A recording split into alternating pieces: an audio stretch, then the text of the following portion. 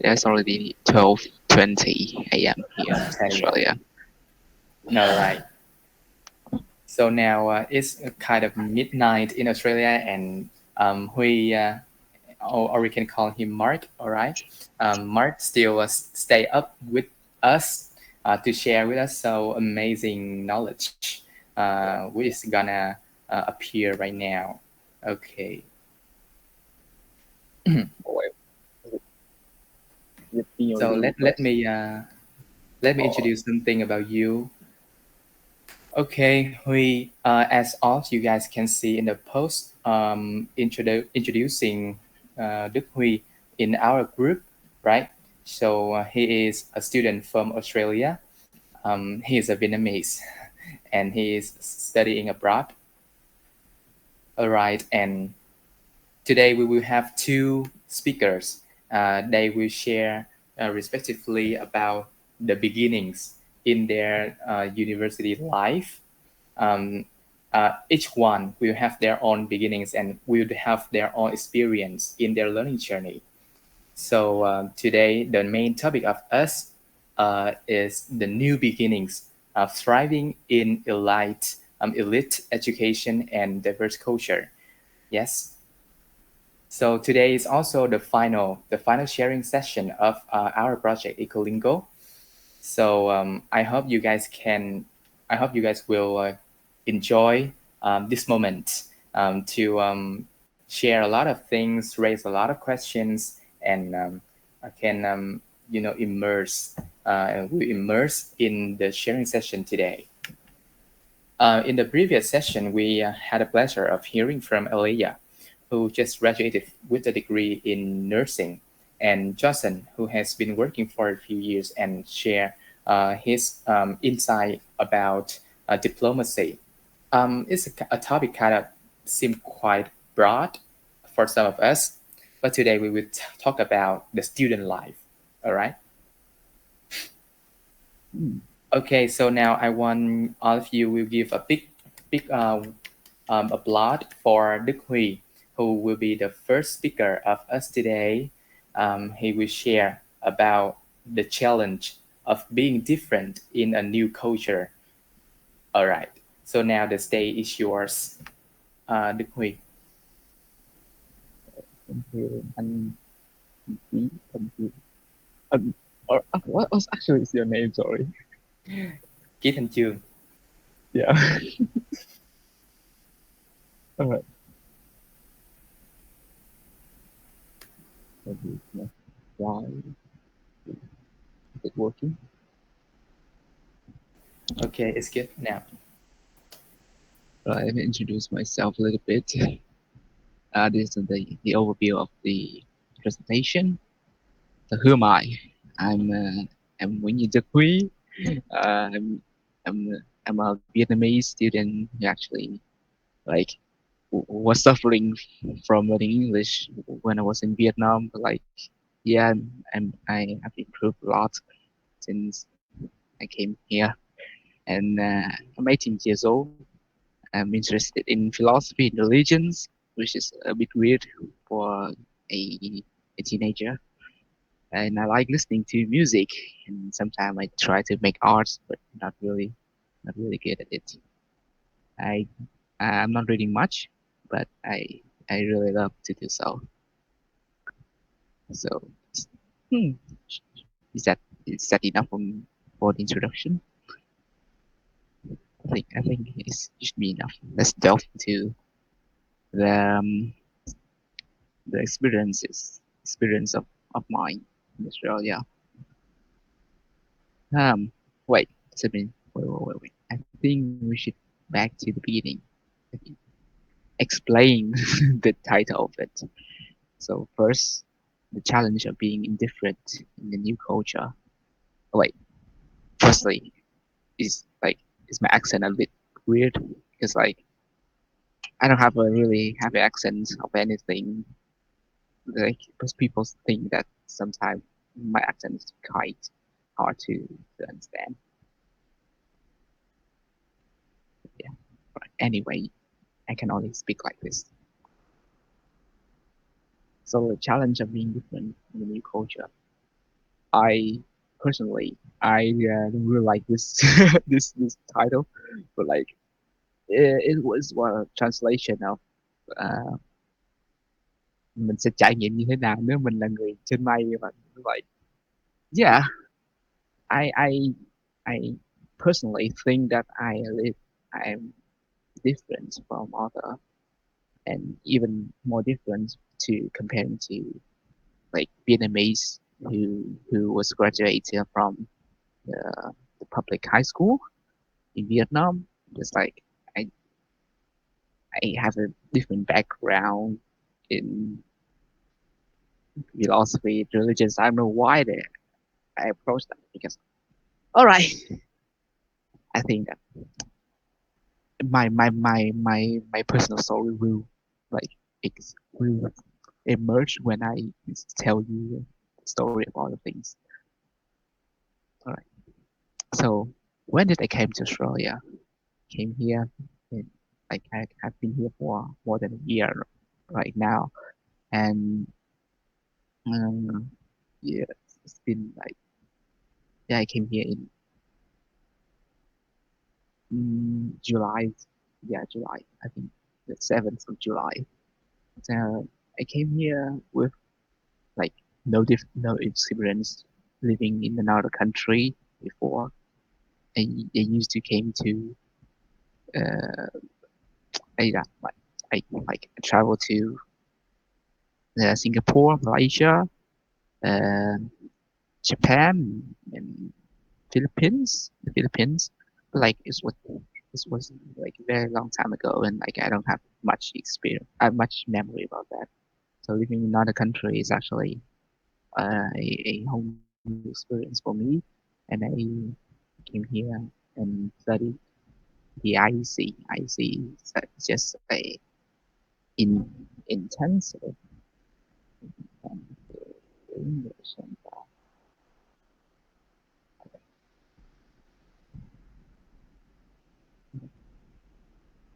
yeah. So like there are two pathways. Like it's too detailed. Like there are two pathways for you to study high school in Australia. First, you have the IELTS, which I didn't. I didn't like take a test. Like I think my IELTS is probably good enough at that time, but like I kind of feeling a little inferiority. So like I think you should spend 6 months to study the IEC, and which is a good choice by the way. I think like most of my English like was developed there in the IEC when I studied history, sciences, and language research. Yeah, it's like a preparation course. It's like just like IELTS. So it's like you instead of studying the tips and the like I don't know tricks to study to take a good exam, you should you really study English. Yeah, and yeah. So let me tell you a bit about the place. So it is located in Western Sydney, which is this is the map of the transportation, public transportation in Sydney. There are rails, there are trains, and it's very complex. So I'm actually living in here, like much farther than you think to the opera house. Like, like so it's really far because my uncle lives there. It's more affordable there than the CBD, Central Business District. So yeah. So, but let me tell you about the most like memorial experiences there in IC in intensive English center. It's like there, I really love to study. It's like it's one of my best times studying in English. It's like first you have English, which is compulsory. You have uh, science, but like science is just a combination of uh, chemistry, what's whatever physics and, and biology, and you have to study what was that like IT. I'm not sure what was the name of the subject, but like you're studying about how to design things, how to make your CV, how to like edit some like simple images like on Canva or on Illustrator. Mm, yeah, and I think the teachers they are very passionate. Yeah, soft skills. Teachers they are very passionate about teaching because they chose to teach people that are not good in English. So they want to help people. Most of the people there are refugees and international students. So and I think most of the teachers too, they came from a background that either their parents are refugees or their parents are immigrants. So they understand our situation. They understand that living in our country is a hard experience for them, and they like try to integrate them with the community the most. So they are very open to discuss. So like whenever I ask something, they try their best to like to explain. And even when I try to ask like tricky questions like why do salt and sugar dissolve in water, like for science. It's like it's just a silly question if you ask it for a Vietnamese teacher, right? Why do sugar dissolve in water? Like they really try to answer it. They don't even know. Like they try to Google it. Yeah, and I have I try to debate about like economics, um, I don't know laws, like the policies of a, a government. So like it's really it's a very good opportunity to practice your English. Yeah, of course, learning like theoretical theory about grammars and syntax and pure paragraph. You have to how to write an essay. But like that's my first 6 months in Australia studying in the IEC, and then after that I changed to Fairvale High School. So this is the logo of the IEC. This is the logo of the high school. So I don't even know. Unfortunately, I really miss the IEC, and I'm not into the high school much. I think it's probably because like there's more freedom in the IEC. Because when I was there, I can ask the teacher to personalize my work. I just want because like I think forgive my arrogance, but like I think I'm a gifted kid. So like I just I don't want to listen to the teacher all the time. I just want to read the instruction and I can solve everything. So they give me more questions, but like a question that suits me. Like, like many teachers they don't understand that some kids they're good. They solve the question quickly and they give them more. But like the thing that you should give them is like the harder question, not the same question, but like have more steps of more things to do. They're getting bored soon. All right. So yeah. So in the Fairview High School, I I, I was like I think it's a miserable experience because like I have to study with, with the curriculum. Like you know what? After that, I like sorry for I think I'm breaking someone's dreams right now. But like if I think that the Anglophones regions, education, if they're superior to others in anything, it it must not be high school or public education. I think it's university education, right? I don't want I don't need you to agree with this. That's was just my this is just my belief that like like public school and high school in Australia or in anything in anywhere in America, they're almost the same. Like excluding like big big names like Finland or like some European countries where they're very good at teaching the public, the mass. Like here, I think it's just because I still experience parrots like parrots the parrots like manner of teaching.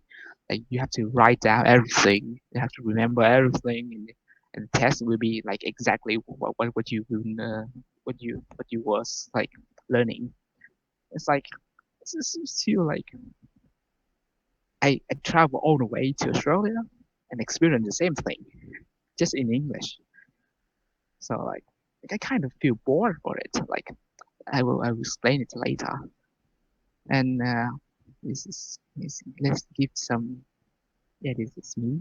You see that the guy with the white shirt. I don't want to like here show uh, personal uh, privacy is kind of a thing here, so I don't want to post people face without faces without like their concerning. So this is another excursion. This is my first excursion to the art gallery. It's very good place. I traveled. I've been there for like 3 times. It's like it's always amazed me. Uh, so there are Aboriginal art. There are yeah. Is there anyone? It's just I saw someone raising their hand. Right. Yeah. The other gallery they have modern art as well, and especially they have temporary art, like which is like the kind of weird art that you see in the internet. Like I think it's kind of fun there because like they have explanation there, they have stuff that try to keep them like seriously. So like it's not just a joke. It's really a kind of serious thing. It's also like classic things like you raise a question. Yeah, yeah. Yeah, feel free to do so. It's like I don't have many things to do. Like yeah, and like there are Picasso's and Van Gogh. Like I'm as a member. Paul Cézanne and uh, blah blah blah. I forgot all the names of the artists. Blah, blah, blah. Let me see. Monet, yeah, Monet and Manet. Yeah, and this is Anzac Memorial. So this is like a a troop that com- uh, contain the Australian and New Zealand army in during the World War II. They just like this is a memorial for them. Yeah, and it's kind of fun to learn history in a interactive way. You can actually look at the buildings and they actually tell you the story and the perspective. I have to write an essay to discuss the perspective on the Anzac Day because like people here are like it's controversial because in one oh hell there like, in one way when like uh, some people they try to argue that this is like is evil because they're killing people in another country because if you learn a bit about the history of Australia they were not like a really independent country they're really like dependent on the England the British so they send army to help the British in Turkey so they're arguing that oh these people they're not helping the country at all they're just going to another country and kill Turkish so why do we have to remember it other people say of course they united the country and uh, they help the it's like when there's war, right? There's always the men who go the to the battlefield, and the people who left the country, they work hard and they build the country. So Australia was built at that time, like very like tragically, and I don't know, like yeah, it's too controversial, and I have to write an essay about that. So it's kind of a new way to learn history when you can compare things, compare the views of history, rather than just. But you know what? This is from the IC. Some I learned ancient history. I chose ancient history at the high school, but I feel it's not really fascinated. I love ancient history. I love to study about ancient Rome, ancient Egypt, and ancient of course Greeks. But like learning ancient history there is kind of boring because like all the thing to do is writing down and like preparing for the test. Because you know in the high school here just like year 11 and year 12. There are seniors here and the juniors here. They have separate school for them. So in my school, there are the year 12 students. They only care about the HSC, the high school certificate. So they care about just like the thi tốt nghiệp, right? So they only care about this exam. In year 11, they just chill. They don't even care about anything. They just want to pass pass the test because like year 11, it doesn't matter. Year 12, they count for the HSC, but like year 11, you just want to pass the exam because that after year 11, you can drop out from high school. You can work here. So like some people they don't really want to study in university, so they just want to like get a it's called preliminary certificate, and you go straight to work. And unfortunately, in my area, the Western Sydney, that is the common pathway. So uh, I think I chose a bad a bad region to study. Actually, the like the academic and the studious region, actually the North Sydney and the CBD. So yeah, just like I made the wrong choice, so I try to fix it. But by how? Let's see. Okay, so first, I think this is the most important thing that you're here. Like the main reason you're here is to understand all like how to learn English and other countries' culture. So I think English for me is not a really barrier. The real barrier for me is the racist, the one who always approach you and say ni hao. I hate them so much. It's like I'm just not just they're assuming that I'm Chinese, but they're also like disrespecting. Like even if they're saying it to Chinese, it was still racist. Yeah, like yeah.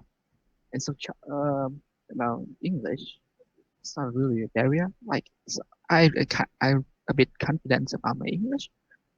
So if you're a little bit shy about your English, I think you could improve it if you have a chance to study abroad. And because like you know how to learn English is actually just understanding something, and after understanding it, you can like, learn something from the thing that you did not understand, right? Like it's just how like the input. I don't know the theory. I forgot the like comprehensive input or something like that. So let's talk about how did I learn English? So anyone enjoy this one really want to listen to my my kind of weird way to learn English. So, so as I said, as I mentioned before, I'm really into philosophy and religions. So this is my unique way to learn English. I don't really care about other stuff like slangs or things about. Usually people like learning English from music. I never listen to Taylor Swift. All right, I'm I okay. So sorry for Taylor Swift fan. The same thing happened to all the singers, Bruno Mars or Ed Sheeran. I don't even listen to them. Like I listen to the Queens and the Beatles, which is like the old fashioned people. But like that's not my main way to learn English. And main way to learn English. My main way to learn English is actually chatting with ChatGPT. And this is like I don't know why people are not saying about this thing. This actually this is my main way. And this is how I improve my English. The most efficient way to for me is just role playing with ChatGPT. I just tell ChatGPT that hey, act like you are Shakespeare and say let's have a chat with it. Like act like you are the Pope Francis, act like you are the Buddha, or even like act like you are Jesus Christ. And like you can chat with them. You can chat with actually like famous people and like the most they have the most insight for you and they have their own like philosophy and they can just like I can show you right now while I'm chatting with ChatGPT.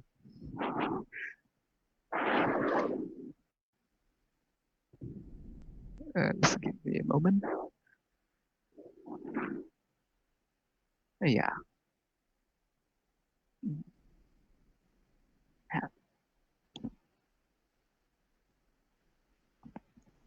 yeah, I can confidently that I say that I have chat with the Buddha, chat with Pope Francis.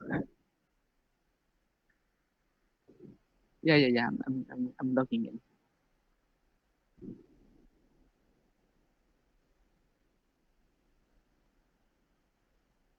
Yeah. Where are all my chats?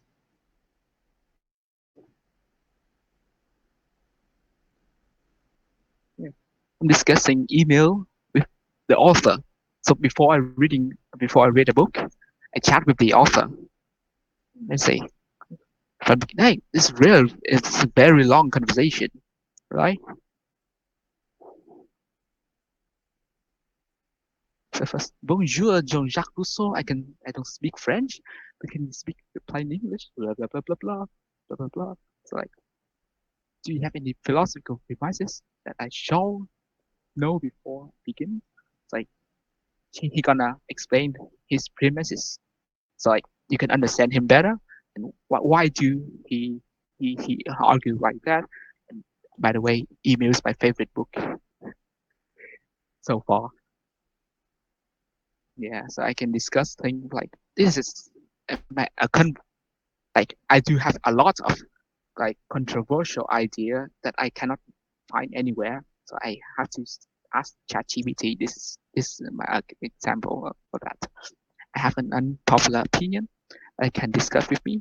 In modern time, English is more needed than ever. However, I believe that a child from a non-anglophonic background should not learn English at his early age. So basically, I just say that I think it is better to delay learning English to a child adolescence because if you are if you raise a child from both English and Vietnamese, he gonna confuse them and he gonna confuse the two culture. And actually, people keep saying that oh yeah, studying English from the early age is better for the kids. Like how about learning Vietnamese first and then deepen your culture, deepen your knowledge about your culture, and then in the age of adolescence, like the age of 15, like when your cognitive ability and cognitive like developments is already fulfilled and already like nourished, you can spend all the time to study English, and like uh, according to the CEFR scales, they only need 1,000 or like 1,200 hours to master as a native level of English. So if you take 1 hour a day from 15, you can master it in 18 years old, like when you are 18. So like it's a good alternative. If you're a parent that are master in English, you can teach you're confident about your skills in English, you can teach them. So you can just you can like they can still be a global citizen without like losing their roots, right? It's just kind of it's just a new way to think about that. Or like here, chat with a scientist, chat with a Buddhist monk, chat with an astrologer, and have a lot of things right here. Like yeah, philosophy club. Eucharist. This is Eucharist, like the thing in the Christian the sacraments. I don't know, and have a lot of things to because I have a background in philosophy and I have a lot of questions that I can raise for ChatGPT to know to like reply and to have a response. And sometimes it just if you want to deepen your English vocabulary, sometimes you can just role play a Victorian writer like oh do you wish do thee wish a cup of tea? Oh that's lovely, like kind of like that. Die, die, like something like the archaic way to speak English as well. Related culture. Uh, if you speak English or any European languages, because ChatGPT is just a, an AI that was trained by a Western database. So most of them they're just in English, Spanish, or French or Italian. If you speak Viet, if you to write in Vietnamese is not really effective. I think didn't try, but probably, of course, it's just a common sense. All right. Let me see. Yeah, this is my account that I share with it my lot of my friends. So this is kind of weird. Yeah, Buddha and Socrates. Yeah. So I'm role playing Socrates and I'm chatting with Buddha. Just like I'm asking about his philosophy and his teaching by a Socratic way. So you can just like let me give you an example. Yeah, um, so I'm telling about samsara, anatta, dukkha, and nirvana. So let him introduce his philosophy first, and then trying to have try to contradict himself. Samsara admits that there's no more than one life of individual. Teaching of anatta admits that there's no self. You cannot transfer to another life and coexist another life. Okay, because like it's saying that there's no self. How can you transfer to another life? And he actually has a good response. And you can try to learn philosophy doing that. And right? It's just like a very good way to learn both philosophy or whatever you want to makeup or gardening or like sociology or whatever you want. So I said, for me, English just a language, it's a tool to study. And, and of course, ChatGPT is not a real source of knowledge. It's just an introduction for you. And if you want to really learn something, you can ask them. You can ask it for recommendation of books and articles, but you should double check it. All right. Back to our presentation.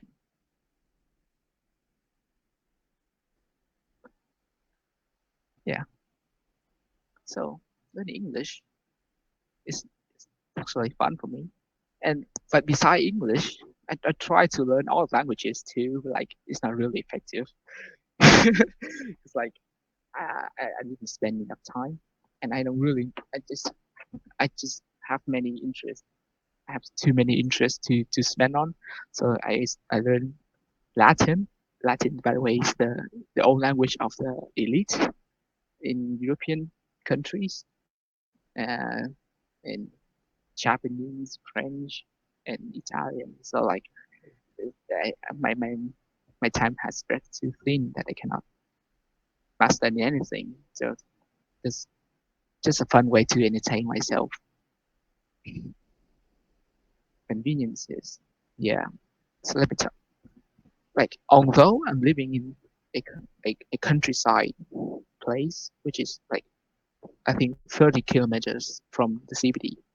It's like from from Saigon to Long An, right? It's pretty far from the city, but like the infrastructure is really well. Like there are free library.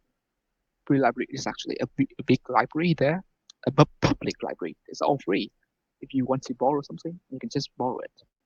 There's free like guitar lesson at the library. There are free studio. Free studio. What does the studio like mean? The studio will provide you a free piano, free guitar, a free like recording section. You can record a song, your own original song there, or you can make a podcast there. Just you just need to register your name and your time to to, to actually use it. So if you want to create a create a channel or, or something, and you cannot afford the tools, they can yeah they can provide for you. All you need to just like your content. Yeah. So equipment and room at the school. The you know what? I studied photography at school. They actually give you a photo. A what's that? A camera. Yeah, a camera. Actually, they give you a camera, and it, but of course you have to handle it carefully. Yeah, they can. There are tennis courts. There are basketball courts. There are like soccer course, and volleyball and everything. Every sport that you can think of, there is a there's a court there for you to use to study. And yeah, they also like you know what like Australia. This is a sad news. Australia is like leading in suicidal, like suicidal rate. Like there are a lot of people who kill themselves here. So there's free uh, quit quit line. Quit line is like for people to quit smoking.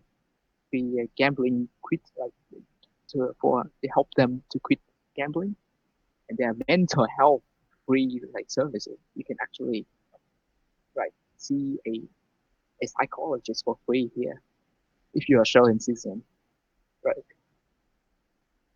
So yes, they give you a little bit of opportunity to yeah to maintain your well-being. That so yeah, the website is very helpful.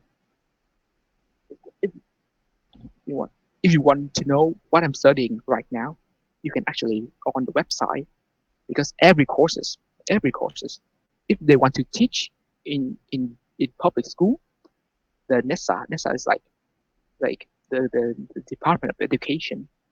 They have to like like look at it and approve it before you teach. Yeah, you can teach anything. You can create a new course, but you have to show it to the Department of Education, and they have to approve it. Right. So everything is online. You can watch the syllabus there and know what I'm studying right now. Like yeah, and also universities they have a good website to understand what are they really doing there. I think if you really try, because like I went to a lot of how do you say that like conference, a seminar. Yeah, and the thing is that they're not really helpful because most of people like they're watching YouTube. The thing is, oh yeah, they know something. They go to the seminar. They know some more. But like they're all in the internet. You can just Google it. Yeah. So if you really want to understand, maybe you can just watch a YouTube video that like have a like give you an instruction about the structure of the of how people how things work here, and you can just Google it after. So that's the conveniences of learning in Australia.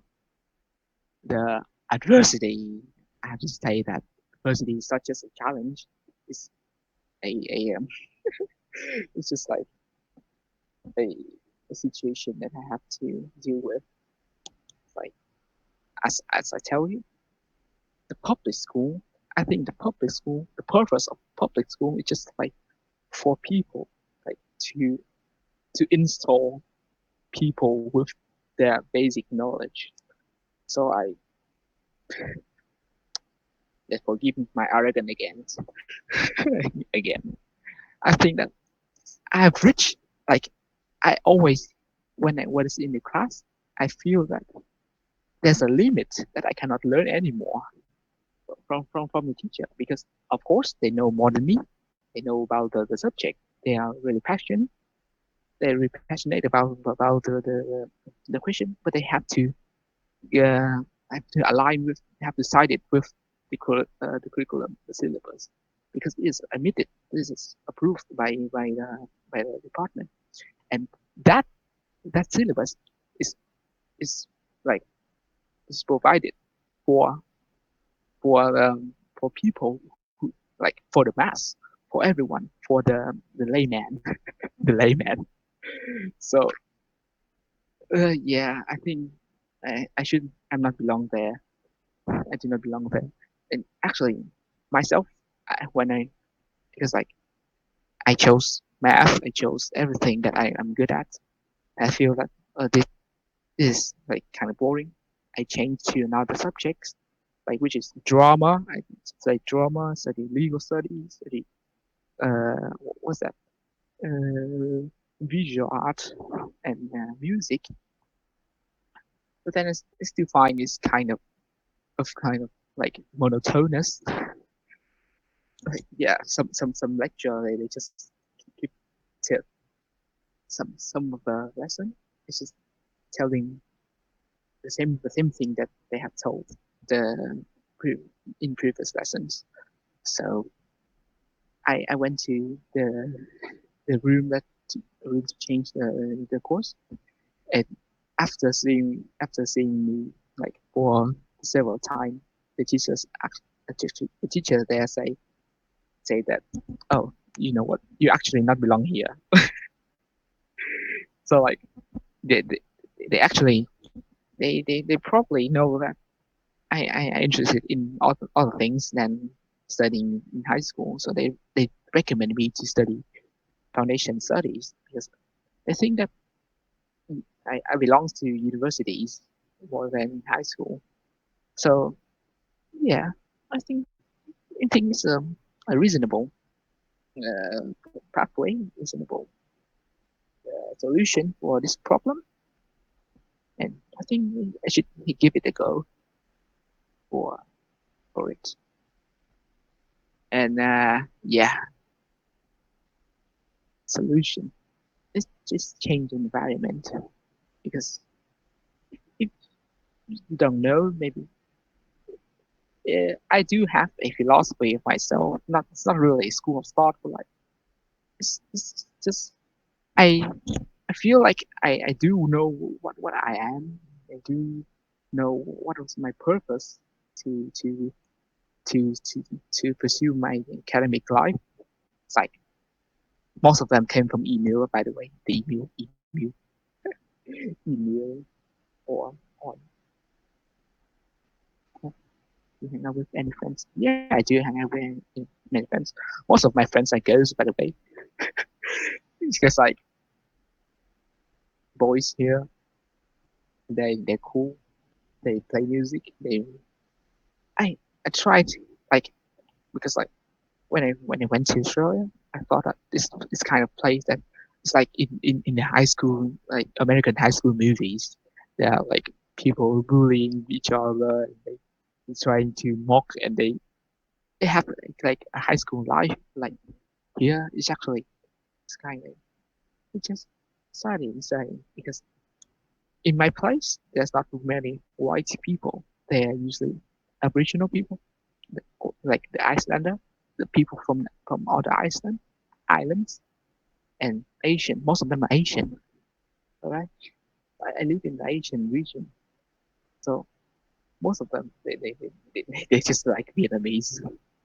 They just like living in living a Vietnamese life in another country.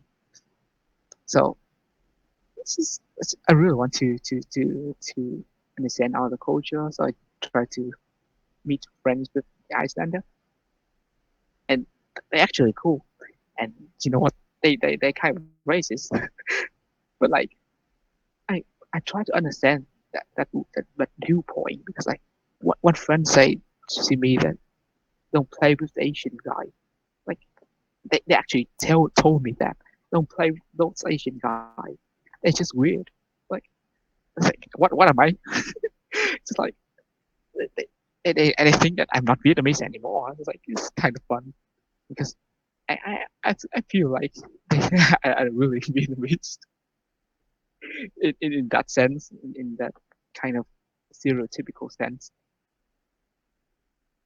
Yeah, and mm, it's the time because have I have other things to share. Yeah, but so the review, I will like take it, give it a 5 star if it was only the IC. Like it lost 2 star because of the high school experience. Right? That's thank you. Like, is there any time for me to share my background? I think it's okay. But you want to share something else, right? Yeah, Okay, just keep doing that. yeah.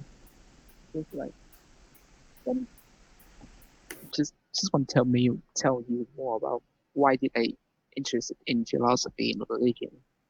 Because like I'm not religious. I don't believe in okay, sorry if you're religious. I don't believe in any kind of ultimate being or deity. But like when I went to high school in Vietnam, I met like a lot of people from different backgrounds. I first talked to a Protestant girl.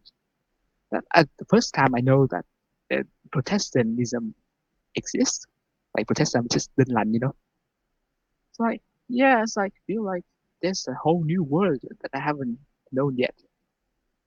So like I tried to I went on YouTube and I watched Hội đồng Cử and know about uh, like the philosophy of human rights and then its approach to other religions. So like yeah, religions is a fun way to because in a secular way, from a secular viewpoint, religion is a way to neglect or like to negate phủ định, right?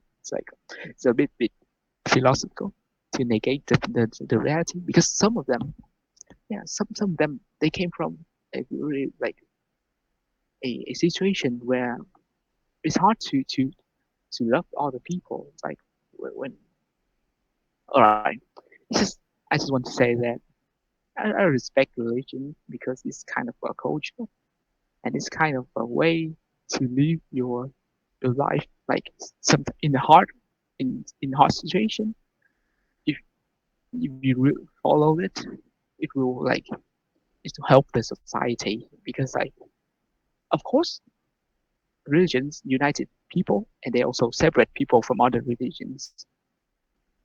Like yeah. Anyway, it doesn't have much time to discuss. Yeah, and one of my I think after after my meditation or something. I think that I interested in philosophy and religion because I have time to do so. Because time, I I'm not I'm not as good at as I do. Maybe you think at school. I'm just a normal kid at school. It's like I think I'm gifted. I don't really spend time studying, so I just spend time surfing on the internet. And my school's still working on well. It's like nobody think that, yeah, nobody nobody really try to like to write me. So yeah, so I have time to do so. It's like if you really want to master something, just spend time on it. I don't want to advise anyone. Yeah, keep going on. Okay, thanks so much, Đức Huy. I think your presentation is super inspiring for those who are craving for knowledge like you. I think Vietnamese students like us maybe lacks of the creativity to create a way to self-study like you. So I think the ways you have shared is very helpful.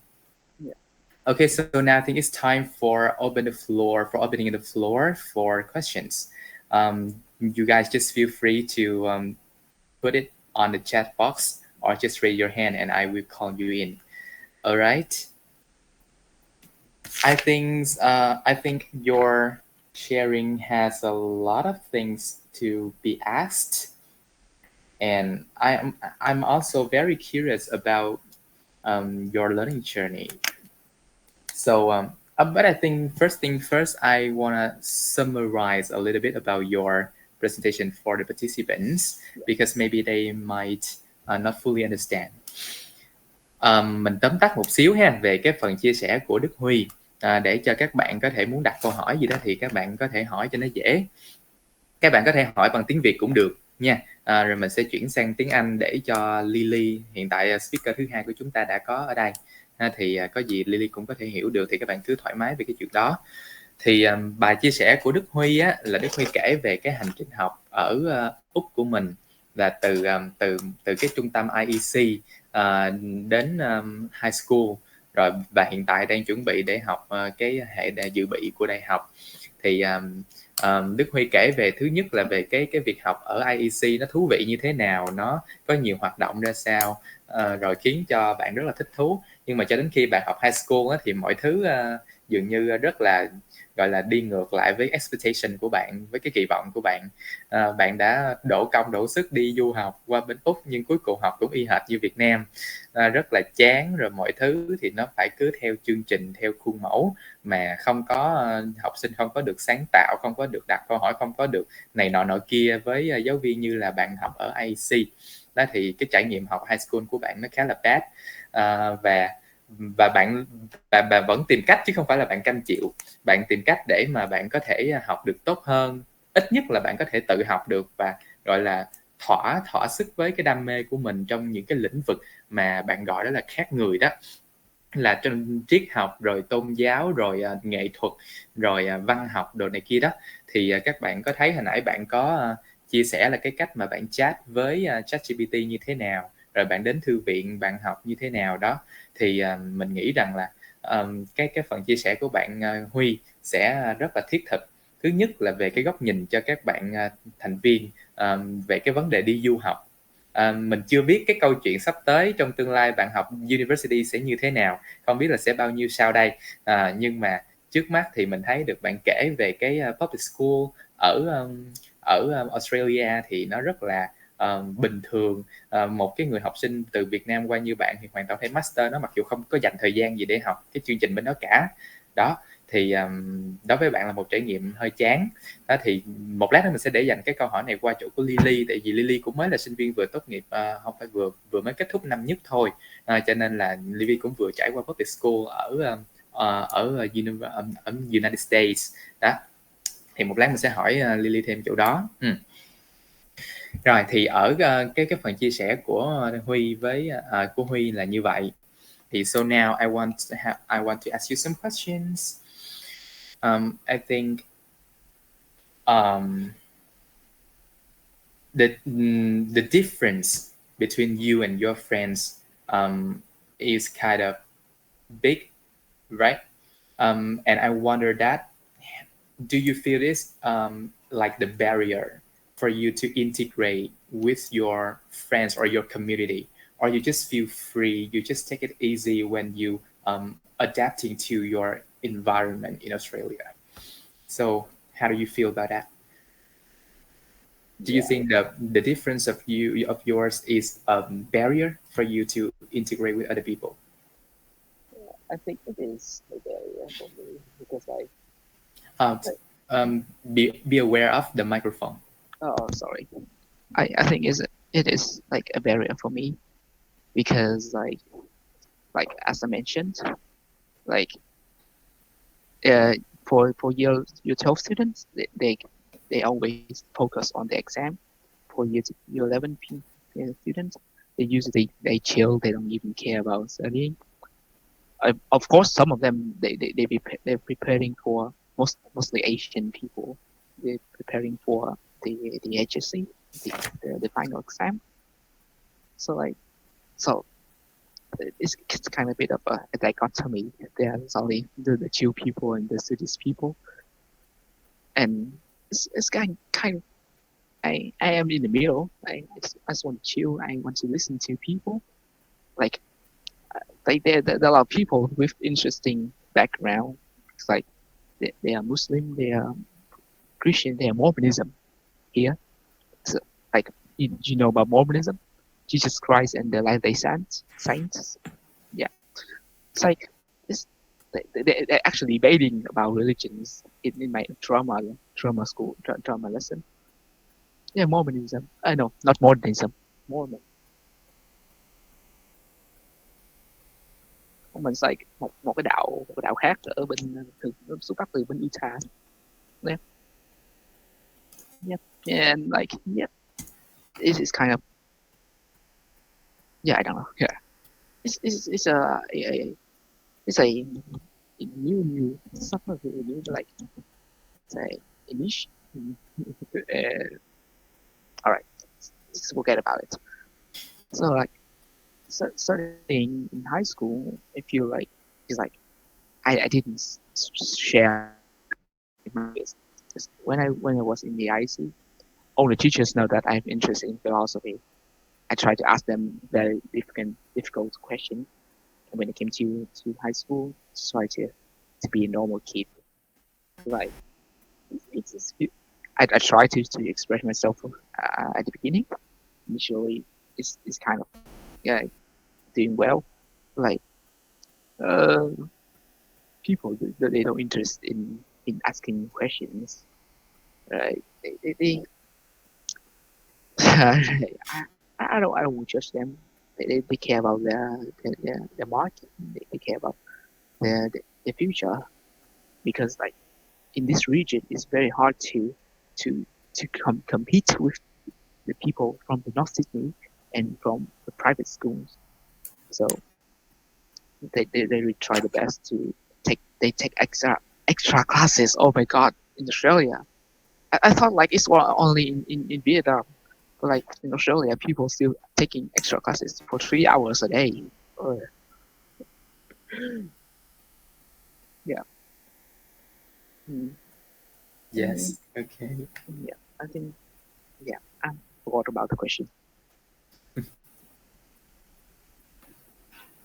Hmm. All right. How about to get along with your friends in your class? Uh, how long does it take to take you to get to know the other students? Or Um, do you feel it's necessary to make friends with them? of course, I'm still like a social being. I'm not Okay. like a nerdy kid. Uh, like it, once again, I think I'm a bit too much of like blaming the high school. Like I have a lot of friends in the IC. I feel like I belongs to the Fairfield city than my region. Like they because most of them they are refugees and they are immigrants. It's like they have a lot of stories to tell. I heard a friend that they he ran like t- 2 kilometers a day to go to school in Pakistan. It's like it's just a fun story to like not just a story like that. With like in behind that there are other things. There are politics. There are stories. Family stories. There are like a lot maybe wars or something. I don't really know. But like they have a lot of insights to share. And the, and when they change to high school, most of them they live here for their whole life. They I don't mean it's like for the IC, they either like crazily rich or they're kind of poor. Just like refugees and or they're international students. When they came to the high school, they're just normal kids. They experience a normal life, which is normal everyday life in Australia.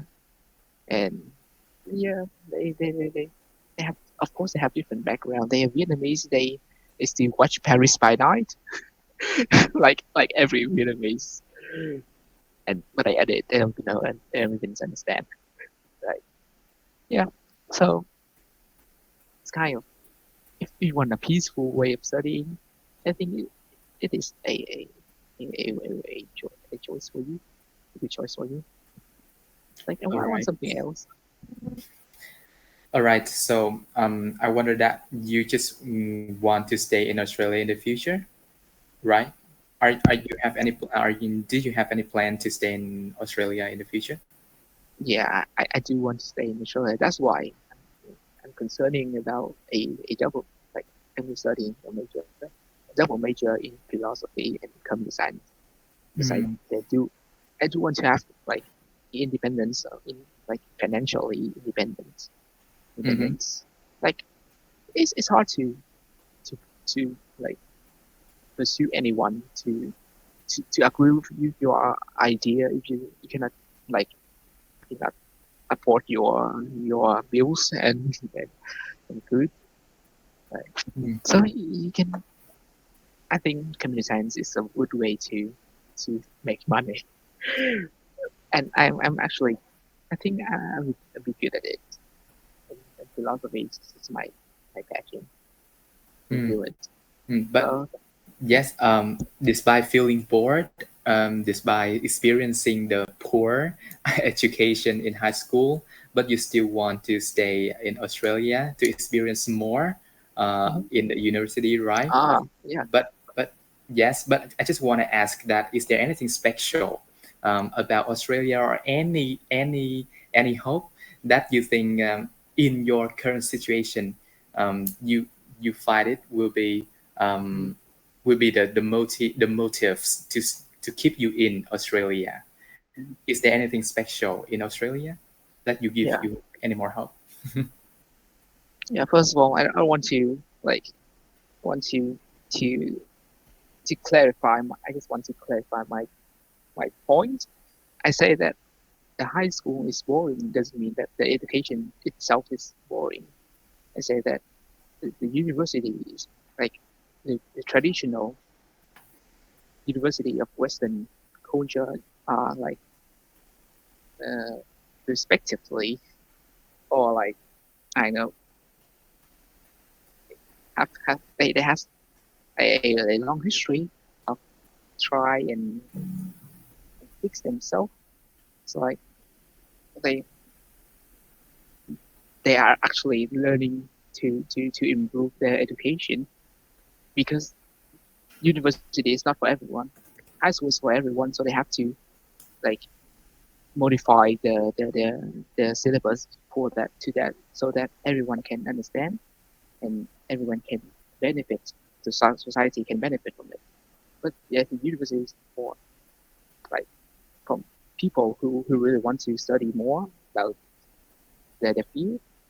And yeah, it's, it is university in Australia is not as good as the British or the United States, but still gradually become a good one. Um, and also the life here, as I mentioned, there's a lot of free things if you're Australian citizen, and some people may argue this, like if you're rich, it's better to live in Vietnam. I think it's kind of kind of like weird because let me say that say this. If you say that, oh, if you have money, you can. If you live in Vietnam, you can afford everything. You can go to a shop and buy anything you like. You can go to have some haircuts like you like, dye your hair, or do whatever. You can do the same thing in Australia if you're rich. It's like the thing is that it's just more expensive. So if you have a good life, if you have a good job in Vietnam, a good job in Australia, I think they're the same. Hmm. Of course, the Sydney buildings, like if you really want to live in the Sydney CBD, it's very hard. Like two millions for like the the the, the worst house in CBD, $2 million.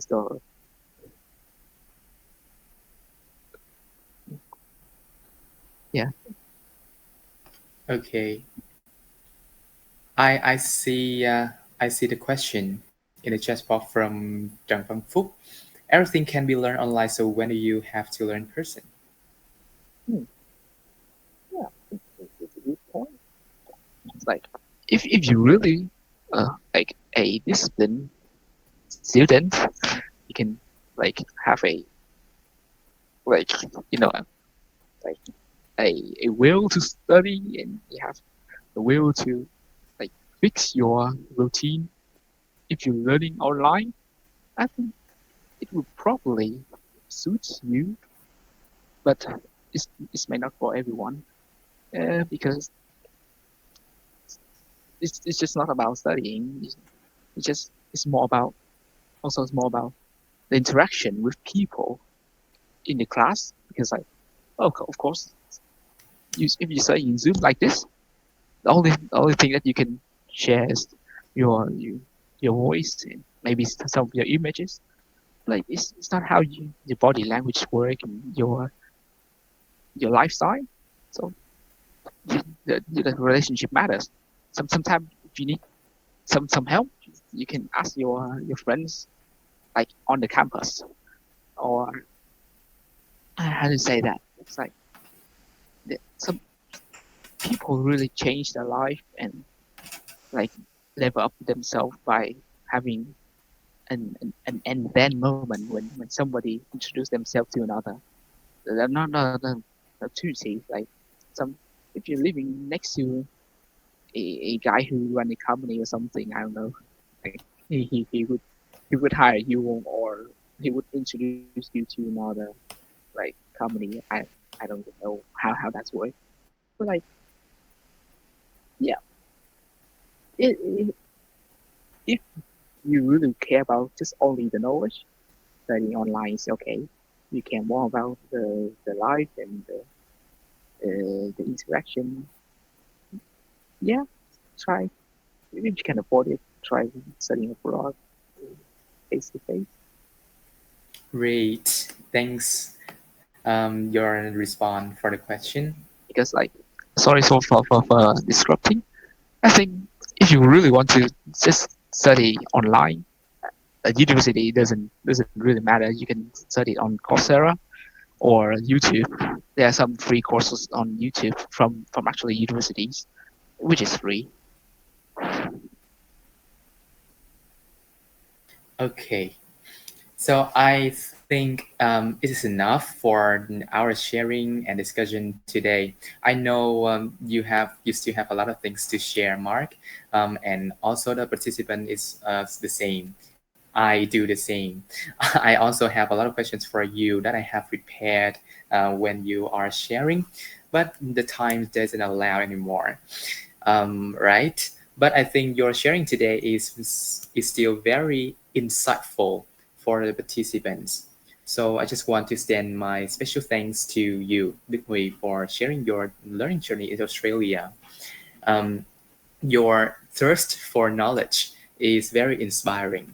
So I hope the participants can embrace your spirit of learning, and to to adjust this spirit to fit in the Vietnam education, in their current situation.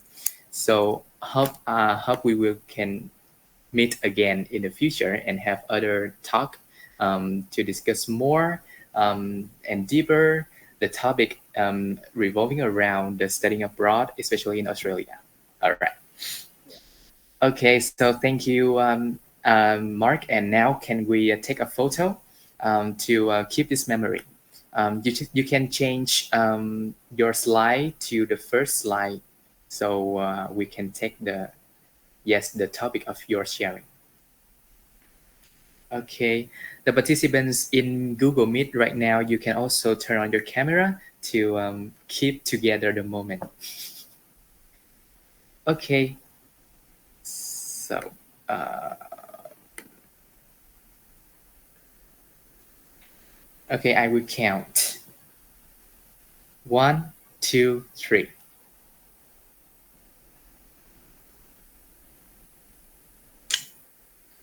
Okay, one more time with different, style. Okay, one, two, three.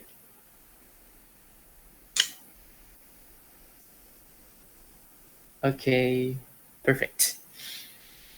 Thanks a lot, Đức Huy, and we'll be waiting for your sharing in the near future. Okay. Now we are gonna move to the next sharing from Lily, and we will start in 10:35, so everyone can take a short break to drink water or go to the restroom. All right. So let's meet again in 10:35. All right.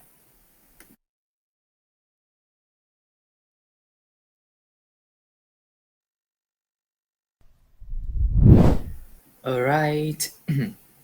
It's time for our next sharing session from Lily Hodge, uh, a student from Harvard University. Okay, so now let's give a biggest, warmest greeting for Lily. Everyone. Okay. Hi everyone. Hello, Um, hello, hello. Nice to see you again, Lily. Mhm. Nice to see you too.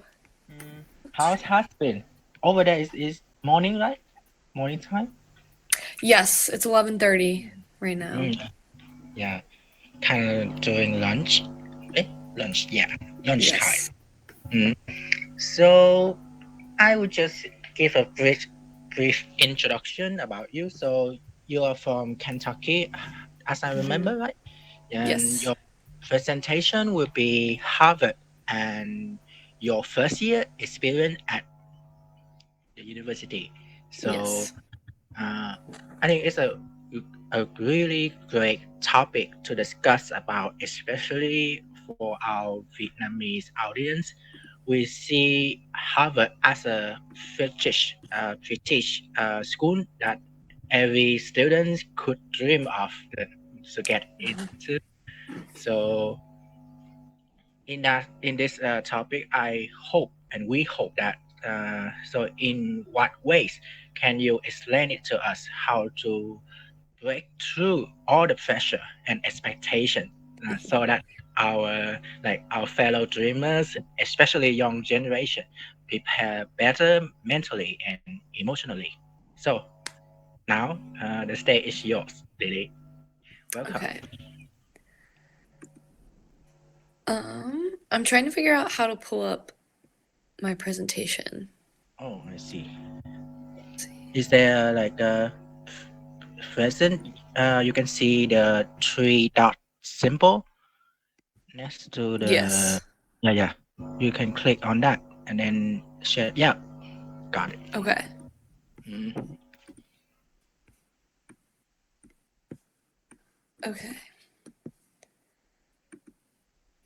Okay. Okay.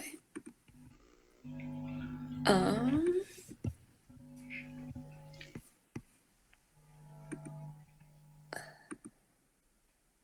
Sorry, I don't know. Do you know how to pull it up so that I can see the meeting as well as the presentation? Oh, I think you can on Google Meeting if you use like just one device, you can only like present one screen only. So like in order Okay. to Okay, yeah. that's okay. Or you feel comfortable if I share for you? I will share the slide for you. Yes, that works too. Yeah. It's better for you? Okay, so just wait me for a minute. Mm-hmm. Okay. Thank Okay. you. Sorry. No problem. No problem. Anything that help you to present better is our honor. Mhm.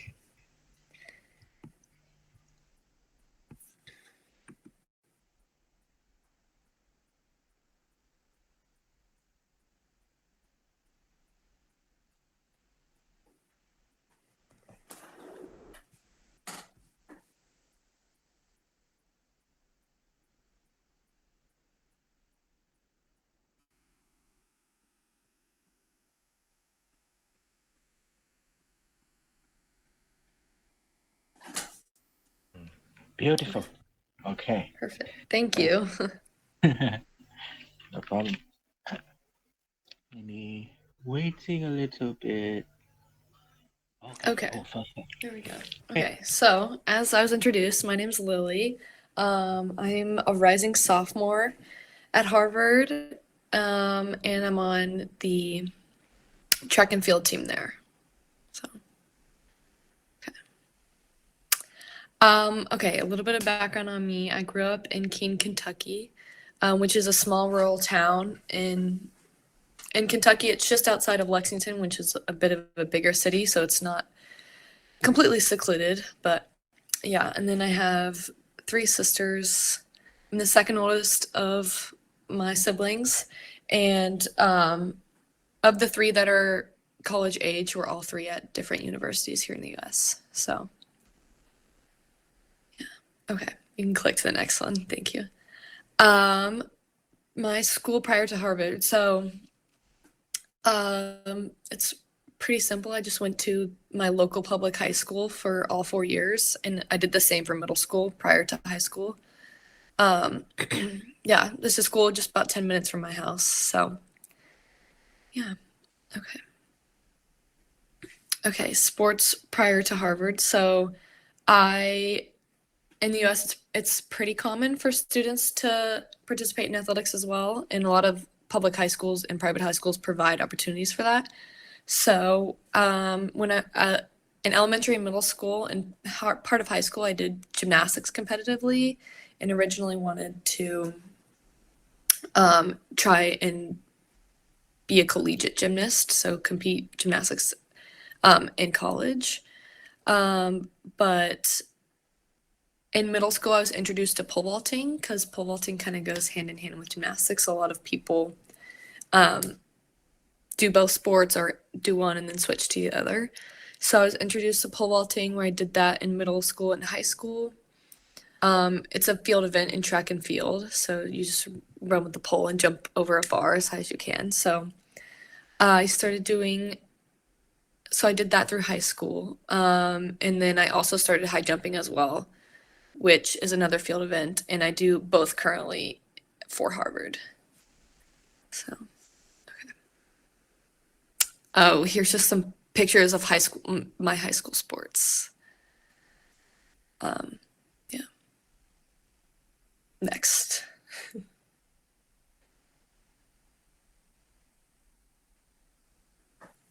Okay, so my college search. So,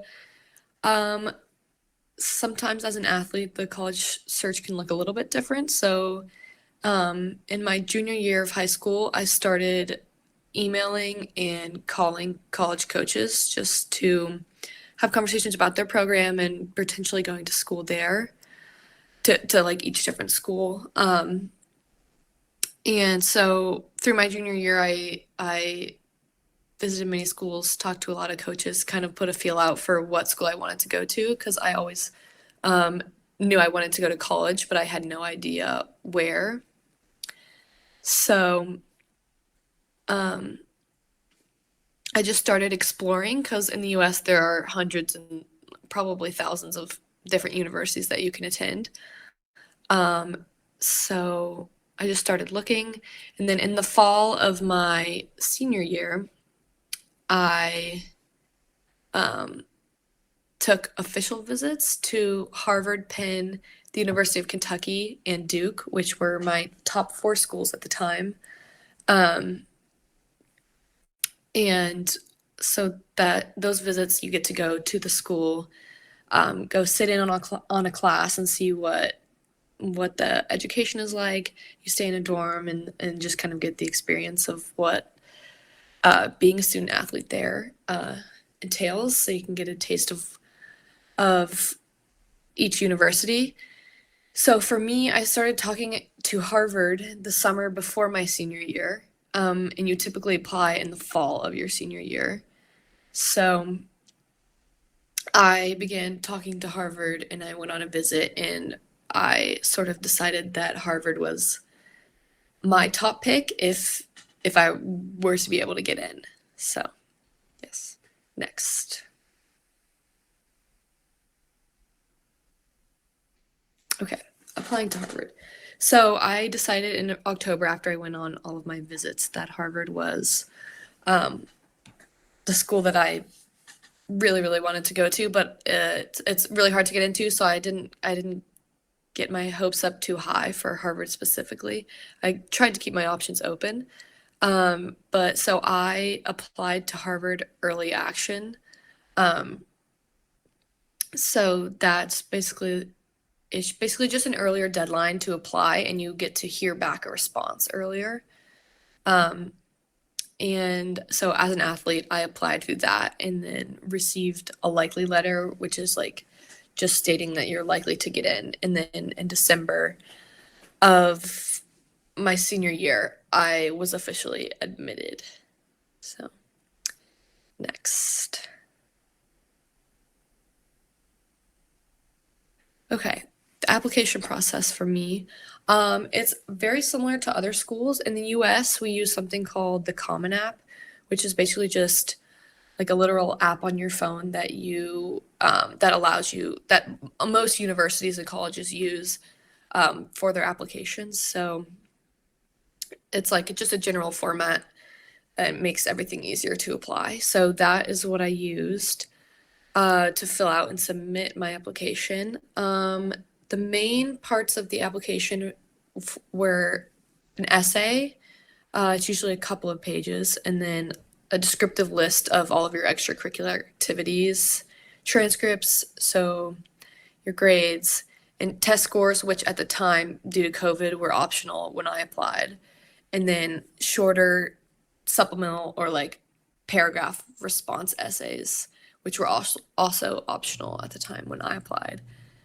So, yes, so for the application process, pretty much just filled all that out. I worked on it through the summer going into my senior year, and up until I applied in October, I was still kind of tweaking the essay and just making sure that I had it all how I wanted it, and had like my family members and teachers read through it and get feedback on it, so I could submit my best work and something that really represents me as a whole well-rounded student. So, next.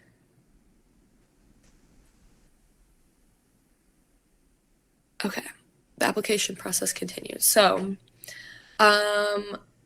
admissions officers are the people who read your applications and essentially decide on whether or not to let you in. So they kind of look at how well-rounded you are. So they don't want to just see that you have super strong test scores, but you don't do anything outside of school. They want, or like you do all these amazing volunteer work and sports and activities, but you don't have the best grades. So they want to see you as a well-rounded student.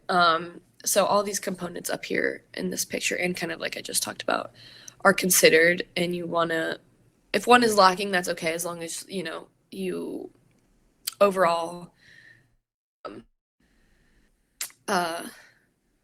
have like strengths everywhere. So let's see, in recommendation letters, so you often have to ask a teacher or multiple teachers for them to submit a recommendation letter on you, vouching for why you should get into the school. And then the essay, I would say, for me, was the biggest part of getting in. I personally did not submit my test scores, so I wanted to make sure that my essay really captured me and like what I would bring to the school as a student and just as a active member of the community. So I really made sure that my essay represented me well, and yeah, allowed admissions officers to get to know me. So, okay, next. Okay, so now I'll go over a little bit of just what my first year looked like in my first year experience. So I just finished up in May with my first year. And Harvard was the only university I applied to because I did apply early action, so I heard back before a lot of other schools' applications were due. So I had already decided that Harvard was where I wanted to go. So, but oftentimes, like for example, my sister applied to more than 10 schools to keep her options open and just weigh which university she wanted to go to. So, yeah, so I began my first year in September of last year, and I've really enjoyed my experience at Harvard so far. It definitely has been challenging, but challenging, I feel like, in a lot of really good and character building ways. I've met a lot of really amazing people, gotten to travel a lot of really cool places, and just I feel like I've learned and grown as academically and just as a person. So, yes. Next. Okay, academics. Okay, for me, the academics have definitely been a challenge. Coming from a public high school, our curriculums were not the most challenging. We had college level classes, but nothing that compared to what my first year was going to be like. So for us, for the typical student, you take 4 classes at a time, and each is worth 4 credit hours, so 16 credit hours per semester, which I initially thought that didn't sound like a lot, but each course has a lot of work that goes into it. So I definitely, the first semester was an adjustment, just learning how to manage my time and just get used to the structure of school at Harvard, because a lot of it, you don't spend as much time in class, but a lot more is on you on work outside of the classroom. So, and then, typically at Harvard, each class has a lecture and then a discussion-based section. So you'll have a lecture with your professor, usually for an hour and a half, and that's pretty much just learning content. So it's just learning from slides, learning the material, and then you'll have once a week, you'll also have a discussion section. So with 10 to 15 students, and it's a smaller group, and you'll just discuss the content you've learned, voice your opinions, bounce ideas off of one another. So they really make sure your learning is very hands-on, and you're not, it's less of just sitting and taking notes, more of really talking and thinking out loud about the content you're learning. So that's something that has definitely been an adjustment for me as well, but I think has really enhanced my learning experience, because I never typically for me it was just sitting in a classroom taking notes and then practicing it and taking tests. So I really like the hands-on personable experience that the academics have brought. But yes, so the academics are challenging, but certainly they have lots of tools that are there to help you, lots of tutors and resources available for anything you might need or any troubles you might run into. So, okay, next, please. Okay, these are just some silly pictures. So the one in the middle is a library in the house that I'm living in next year, and so I can sort of explain this. So, for Harvard housing, you freshmen live in first year dorms, and then there's 12 houses that you get sorted into after that. And so this upcoming year, I'm living in Winthrop House, and so that is the library in our house. And then that's just a funny picture of me and my friend pretending like we're studying. So, okay, next. Okay, sports at Harvard. So I'm a member of the track and field team where I'm a pole vaulter and high jumper. I've really, really loved being on the team and just all the experiences and people that you get to meet that come with that. Track had a lot to do with getting me into the university, so I think it's really cool that I've been able to like experience it and contribute and learn and grow in that way as well as academically. It's been a lot of fun for me, and I don't know, sometimes the academics can get really overwhelming and there's a lot of pressure from all angles. So every day we have practice, so I kind of enjoy that time where I can disconnect from the academic side of the university and just hang out with my friends and better myself, like as an athlete, and just disconnect from all the stress. So it has been really great for me, and I've loved it, and it's given me a lot of connections. And so our season is in the springtime, and so we get to travel to meet. So I've gotten to travel all over the United States, being a part of the team. So it's been a really, really cool experience that I have loved so far. So next, please. Okay, here's just some pictures, pole vaulting, and then in the middle, that's my group. So those are other pole vaulters and jumpers. Okay, next. Okay, so the social life at Harvard. So I feel like sometimes it kind of gets glanced over because you think about Harvard and all you think about is academics, but it is like a normal university where, you know, there's a lot of other components outside of just school. So as an incoming freshman, I participated in the first year outdoor program. It's basically just a pre-orientation program where for me, I went backpacking for 5 days, so just hiking with 10 other people, 10 other incoming freshmen and 2 upperclassmen, so sophomores and juniors, who led us through. And it's just a cool way to meet students before like classes and everything officially started on campus. So this is just one of the many opportunities and that they have out there for students to connect socially. And then so the social scene at any school can be hard. Adjusting to university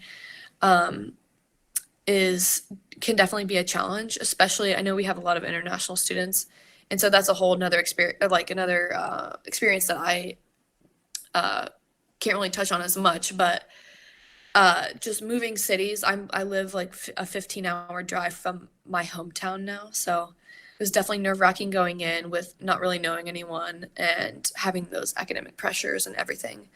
But it's been pretty cool. I've just tried to get involved and meet as many people as I can through my classes, through clubs, through sports, through sporting events like games and whatnot. So it's definitely had its challenges at points, but Harvard attracts a lot of really amazing people. So I feel like I've gotten to meet some really amazing people and built some great friendships over this past year. And I look forward to how those develop and new ones that come along in the coming year. So next. Okay, here's just some fun pictures. One is from Housing Day. So on the left when we figure out what house we get put into for our upperclassmen years. And then in the middle is just me and my roommates. And then the third picture is when I was out on my first year outdoor program. So yeah, next. Okay, finding balance. So it certainly can be a challenge. I feel like I keep saying how challenging it is, but it definitely is, like trying to navigate schoolwork along with trying to make friends and social connections and finding your people, and then on top of that sports and getting involved in clubs. So for me, it's just been a lot about time management and learning what to prioritize and when. So you realize how valuable time can be because days go by fast and there's a lot to fit in. But I've really loved the challenge of navigating this and finding what to prioritize and trying new things, like what works, what skills work. Like, do I need a calendar that reminds me what I'm supposed to be doing when, or things like that just trial and error of figuring out how to balance all of these things. Yeah, it's definitely, and another thing to remember is, or for me at least, was that sometimes you forget that that other students are going through the same thing. So all the freshmen coming in are living in a new city or with new people, new academics. So everyone's going through these challenges. So it's definitely useful to use your friends and just like see what works. And it's certainly a process, but it's definitely doable for anyone who is willing and passionate. So next. Okay, so this summer I had the really amazing opportunity to participate in Coach for College. So I learned about this through members of the track team who had participated in previous years. So I applied this past winter. I just was super excited at this opportunity. It just seemed like something I certainly couldn't pass up. So yeah, this summer through June and July, I was in Vietnam at Him Lam Middle School. I was a part of the program, and it was a really, really amazing experience. I loved being immersed in Vietnamese culture and just learning all that I could while also teaching. So I taught math to 8th and 9th graders, and then I coached dance, which was a lot of fun. So yeah, you can kind of see some pictures. I was on the green team. Yeah, so I went with a couple of my teammates, and I got to meet a lot of other amazing university students, both from Vietnam and from the United States. So it was a really, really cool program. And yeah, it's just one of the amazing opportunities that being a Harvard University student has brought about, and I'm really grateful for. So next. Okay, so this is just to wrap it up. Overall, I've really loved my experience at Harvard so far. It's definitely been unique, and I'm very grateful for the opportunities I've had. It certainly had its challenges with the pressures and just learning this new life, because I lived in the same town my whole life. I lived in the same house, so it was a lot of new changes for me that I really had a lot of fun navigating and experiencing. So I'm really grateful for the opportunity. And yeah, I've met a lot of amazing people. And just the education experience as a whole has been something I've really loved and am very happy to share about. So, okay, next. Okay, now it's just Q&A. That's all that I prepared about my first year experience so far. So I'd love to open it up to any questions. Okay. It's interesting and very eye-opening experience to hear her from your point of view. Like, what is like at your Harvard, and what is the process?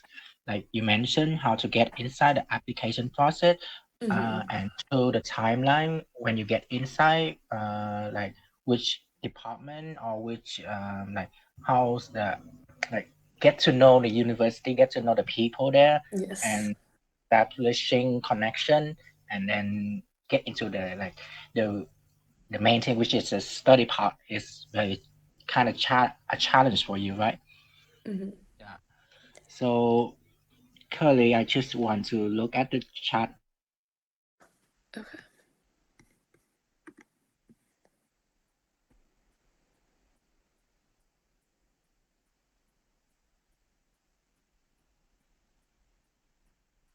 Okay, I see Technical, a question. technical issue.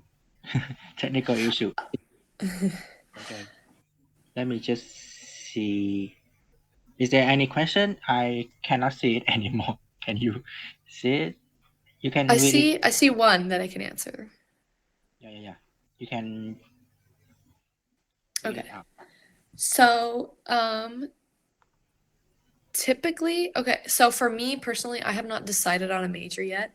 Um, all students you have to decide in October of your sophomore or your second year. Um, so for me, I am not totally sure on what I want to do yet. So in my first year, sort of tried to um, knock out some just general education requirements. So they have some classes that you just have to take. So I tried to kind of take a lot of those and take some classes that I was interested in and potentially majoring in. So I will decide in October. Currently, for me, I might potentially economics or government, but I'm not totally sure. But you can, so it just honestly depends on the student. Some people come in to university knowing exactly what they want to do, so they'll just go ahead and declare it and be set on that track. And then you can also change it. So you have 4 years to get your degree, but you have the ability to change it, usually typically through at least the end of your sophomore, sometimes maybe the beginning of your junior year. So but yeah, so October for me this year, October of your second year, you have to at least declare what major you intend to pursue. Got it. Okay. Yeah. Having visited on a university, what key difference do you see between Harvard and those others? Mm-hmm. So, um, I love the city of Boston. So, Harvard is located in Cambridge, which is just outside of Boston. So it's a really great area. And just on my visits, I just really enjoyed the people that I met and like the communities that they have built there and like built in. And then additionally, just in class, getting to see those discussion sections and seeing how active the learning experience is there. That was definitely something that stuck out to me. And then, of course, just another big factor was just the name itself, which carries a lot of weight. Because all those other universities that I mentioned visiting are absolutely amazing, and I love them as well. So, um, but yeah, lots of factors that stood out to me. So, Hmm. Okay. Is there any more question, you guys? Or I will start asking mine. I have a lot of questions for you actually. Some of which is very maybe a little bit controversial, but I want to ask you directly. Mm, so I would just want to ask, relate to the question Trương just asked. So, as some media and rumors suggested, universities, especially in Western countries, have some mm. discrimination against other continents, and it's considered harder to get in. Is this true from your point of view, or what's the true tea inside? um, I'm not totally sure that I'll have like an accurate answer for your question, but I think certainly like I mean it is a university located in the United States and we are majority um like most of the students that attend are from the United States. I'm not sure what percentage we have internationally, but I know it's less than 50 and then I know that's from all across the world, so Mhm. I would say it certainly is harder. I would in my opinion, I don't know the numbers or anything, but it definitely would be harder applying internationally. Mm. But I think But that doesn't mean anyone can't do it. So yeah, I think one of the factor I think that they consider is to like to spread a lot of culture across the around the world. What I mean is each country only allow like a few people to get in. Like you see, you said, international student, a lot of mhm. like over the world. So the criteria may be much harder to get in. Yes. Yeah, Mhm. I think that is yeah the things. So actually, as you mentioned in your slide, you say about hand-on classes. So, can you give me some example for us, as it's not very common in Vietnam and Asian countries to implement this method beside labor-related industry, like the hand-on classes that you mentioned, like maybe practicing singing or practicing musical instrument, maybe. Yes. So Harvard definitely offers a wide variety of like you could pretty much take a class on anything that you could think of. So our curriculum allows so it's kind of split into thirds. So one third is general education requirements. So just like general knowledge and classes that you have to take, and then one third your major or whatever you're studying, and then one third is can be sort of electives. So you can just use that as you will and take classes that seem interesting. Like if you want to learn about something really niche, Is you there can do something that, and you about have the space to do that usually. So like dating or like like social yes, skills? there's definitely some classes out there on like relationships and things like that. I've heard of a few. So Oh wow. yes, pretty much anything they can spin it and make it academic and make it into a class. Can like I've heard like you can actually like as the last uh, speaker mentioned, Hmm. Mark, he mentioned that like you can pretty much create a class and apply it to the university, and then we consider if it's like official. Is this Hmm. true about Harvard too? I don't know about when you're applying, but I know that when you are at the university, um, for example, if you are interested in a major that's not offered, you can create that major and study that yourself. It's certainly a process, but you have like options like that. So even if there isn't something necessarily for you, you can create it. And same goes for things like clubs. If there's a club that you really want to participate in but isn't available, you can create that club and get funding to um, create it. Yeah. So. Hmm. Okay, so relate to your social life. Mhm. I'm just curious. Like, can you name one person that give you the motivation throughout your first year? For example, like study buddies or model figure. What's their personality? Like how did you guys met each other? Um, so yeah, so I met one of my closest friends through we lived in the same building. And we're taking one class together, but she is pre-med. Um, and yeah, we just kind of met each other and realized we had similarities. We lived in the same building, and then we started walking to our class together. Um, but yeah, it's certainly like there's all different kinds of people and perspectives, so you can there's someone for everyone. Basically, you can there's someone out there that you can meet and be friends with, and that's just one of the few. But yeah, so. I see. How about your public high school? Is that good or bad? As the last speaker, like, is it a good experience, like the public high school for you?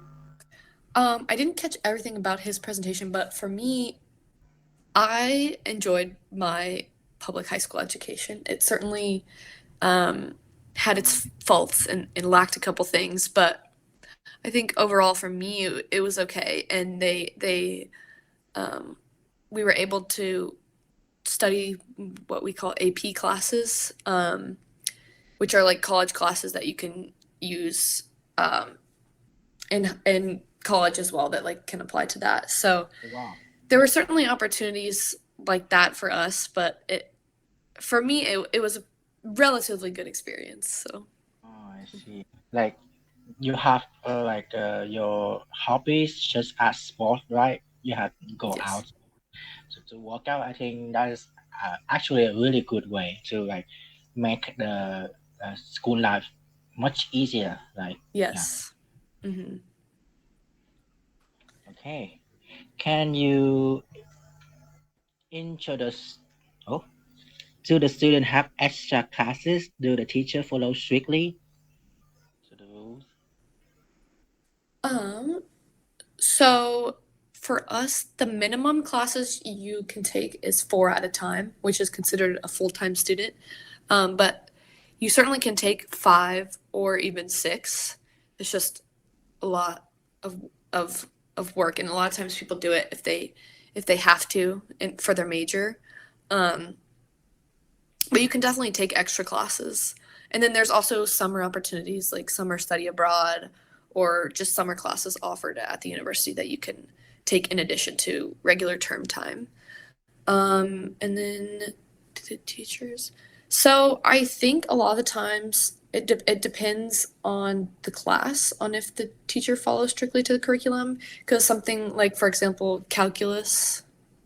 In high school. Um, in high school, we could not really have extra classes. We had 6 each day per each semester. So just just 6. You couldn't really take there wasn't really an option for extras. But my teachers were pretty good about sticking to the curriculum. I think certainly sometimes we got behind just if the class can't move as fast to keep up with and reach everything in the curriculum. But for the most part, I felt like we stuck to the curriculum and learned what we needed to learn. I think it's actually pretty much the same as around the world because it's called public education for a reason. Like Yes. Hmm. it's for the general public, so the teacher don't have. I think they don't have much like creativity in their works, and Yes. I think it's kind of like forced on them by the Department of Education instead of like Yes. have more freedom at like in a private school maybe or at university like Harvard for Yes. example. Yeah. Mhm. Okay. Okay. Back to my question. Can you introduce to us your timetable at Harvard? As you can see, as you mentioned, it's challenging for you, right? So how did you organize and through which quality that you prioritize, like study, sport, uh, friends, house chore, family? Yeah. Mhm.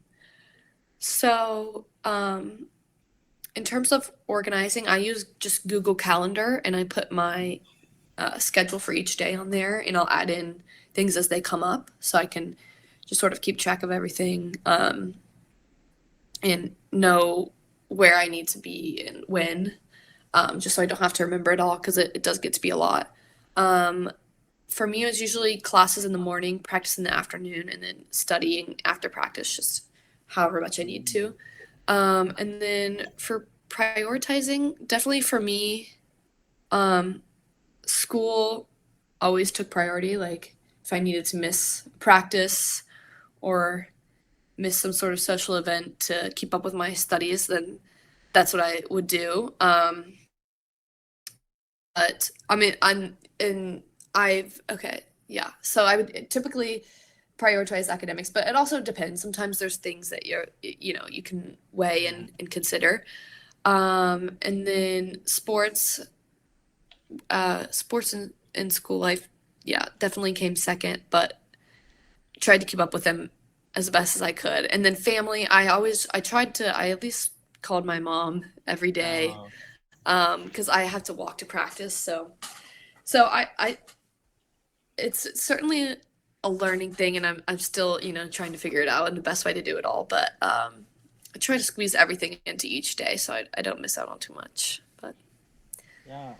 I think one great thing about like get into university environment is learning how to be independent, right? mm-hmm. Yeah, and it's for me as well. Like back in my university years, I also have to learn how to like manage my timetable, like meeting people, social networking. Yeah, Mm-hmm.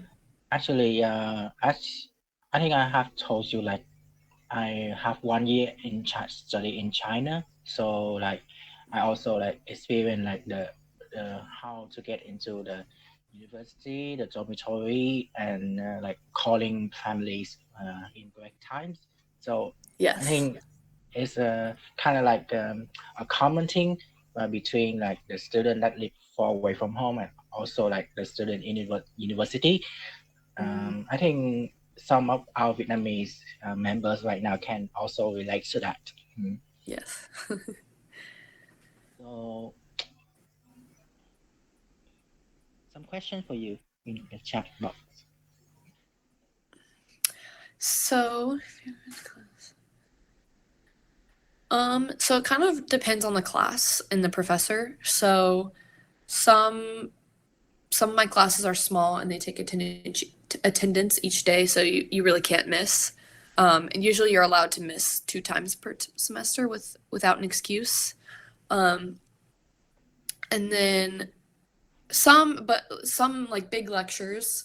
I had a class that was, I think, 600 students, and so for that, they can't keep track of you and if you show up. So you don't have to, but it's in your best interest to. And Yeah. then some big classes try they have other methods of taking attendance. So I had another big lecture class. It was maybe 200 or 300, and they use something online where you have to get the code um, from the presentation in person. So you have to be there to log yourself in and get attendance credit. So it definitely just depends. But for um, Harvard right now, it's pretty much there's not many options to do stuff online. So Mm. I think it's actually kind of like similar to our Vietnamese university, like mm-hmm. relate to like about the attendance point, Yes. like you mentioned. Yeah, pretty much the same. Yeah. Mm-hmm. Okay. Um, Actually, I'm really curious about like, can you share what's the essay that you write for Harvard? Like, Yeah. could So my main essay was about it was about my it's I attended a club called Kaizen Pole Vault, so that's where I pole vaulted. But mm, the club itself is it's like a CO13 something nonprofit. So the man who runs it, it's pretty much just a volunteer run program that provides a practice space for students, for middle school and high school students in the state of Kentucky. So I started vaulting there and practicing there in middle school, and we practiced in a barn. So we built a new practice facility, like just volunteers that pole vault, along with the coach that runs it. We all came together and built a new practice facility to facilitate more vaulters from around Kentucky and provide them with that opportunity. So my essay was kind of talking about that experience and just what that club meant to me. And just it was located about an hour from my house in an even more rural part of Kentucky. So it's pretty hard to get to, but it's central. So a lot of people from around the state were able to come and practice there. So we were just expanding access to pole vaulting for Kentucky. So that was what my essay was mainly about. Wow. I think it's like a very like humanitarian like ways to express your like passion like to the school. Yeah, I think Yes.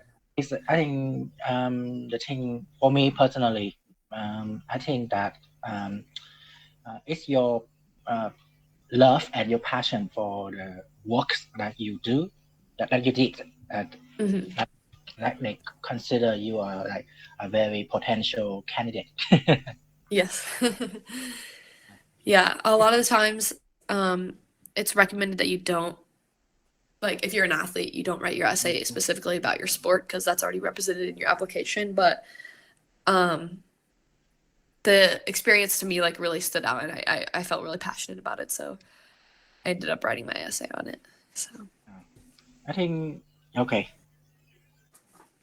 Next question. can you share? Yes. So my first semester coming in, I kind of just wanted to take some general classes as well as knock out some required courses. So my first semester, I took our required freshman writing class. I took calculus, and then I took a general education course, and then I took an introduction to economics course. So those were the 4 courses I took. I kind of had just been trying to cover my bases while trying out new fields of study. And then the following semester, I took another general education course. I took the economics course continued, math continued, and then I took introduction to psychology. So for me, since I hadn't decided on a major, it was just about branching out and learning as much as I can to kind of narrow that decision process down. And then, is it easy? It certainly is easy. There's a lot of room to explore subjects outside your major if there's something you potentially want to minor in, or you can do this thing called a joint major. So it's basically just 2 majors combined. But yeah, it definitely depends on your major. Like, for example, students who are pre-med maybe have a little bit less flexibility in terms of exploring subjects outside of their major. But in general, usually you have that opportunity. And if there's an interesting class that you are interested in taking, you have the ability to take it. So Yeah, as you point on that because it's like general study, so it's like pretty easy for beginners to like get like a feel of the subject, like you mentioned. Okay, next question. yes. So yes. It's the thirds I kind of touched on earlier. So 1/3 of your classes are general requirements, 1/3 are requirements for your major, and then 1/3 are just elective courses that you get to decide on taking, and taking things that interest you or that you want to explore. So there's all kinds of elective subjects, and your electives can also be courses that are like go towards other majors. So if you're interested in learning about econ, you can take an econ class, and that could count as an elective for you if you're not majoring in econ. So you certainly have lots of elective subject options.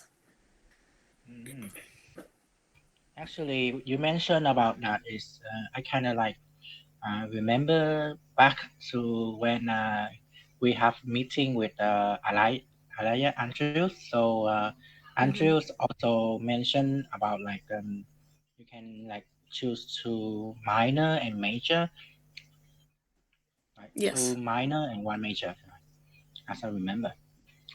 Yeah, it's kind of Yes. similar. Yeah. Yeah, so you can do I know schools vary a little bit, but at Harvard you can just major in one subject or you can do a joint major, so you're majoring in two subjects simultaneously. You can do um a major with like a secondary or a minor, what she's referring to. So you study one main subject and then you also like are getting well-rounded experience in another. And so for us, we call our major your concentration, and then a minor would be like a secondary. So Mm. you can take and then you can also have a major with like two secondaries. So you're certainly not locked into one subject area.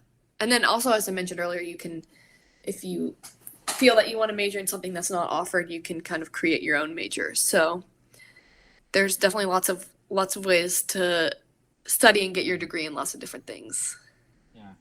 Actually, my bad. The person that mentioned about is Erika. I don't know Hmm. if you know Erika. Yeah, she's in Yes, yeah, we were at Cornell. camp Yeah, together. yeah. It's Cornell. She asked Cornell. Yeah, kind of similar to you. Okay.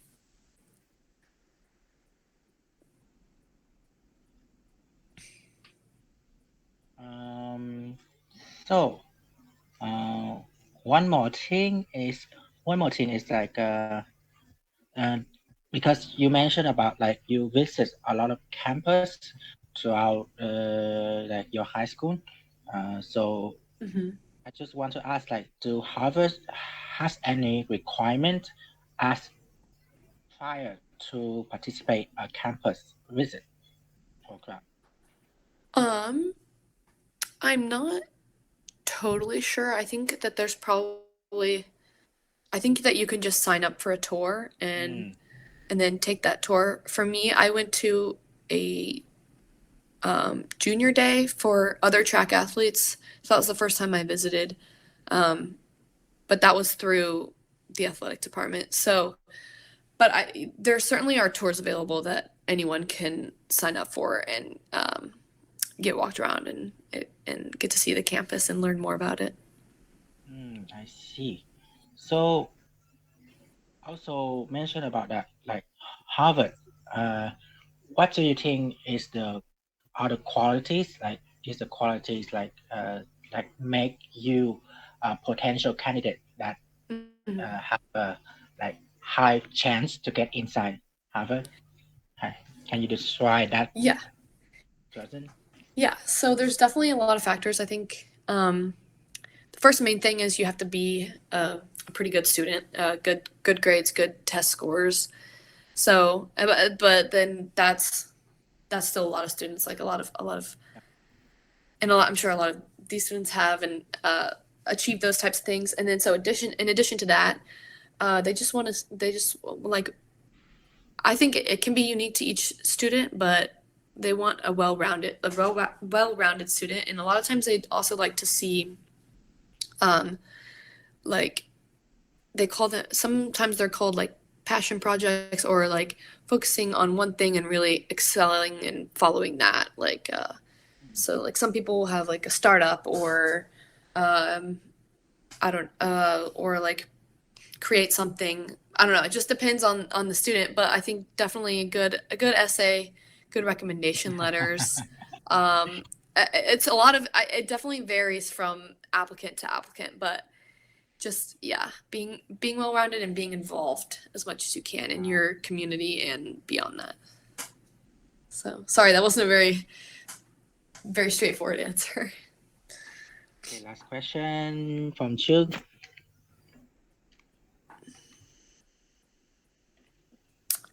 I could change one thing about my experience.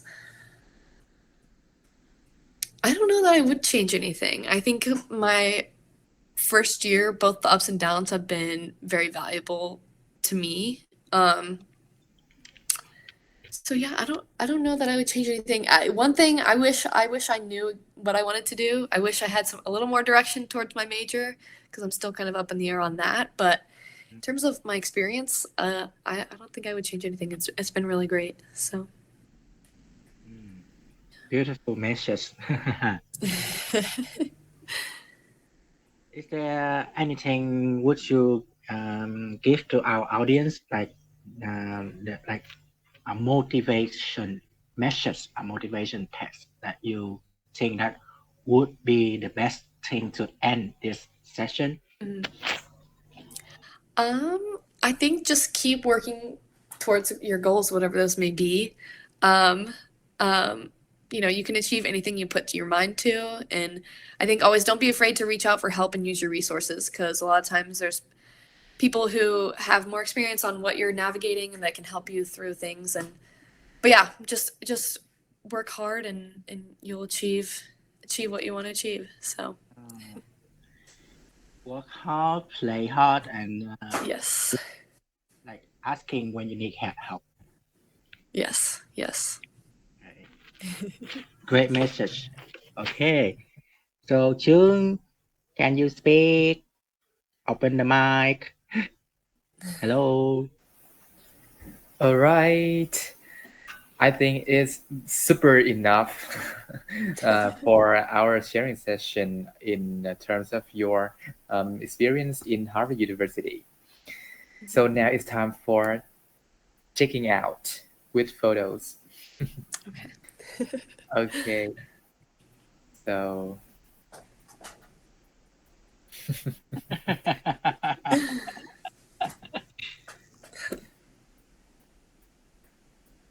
okay, let me count. Wait me for a minute.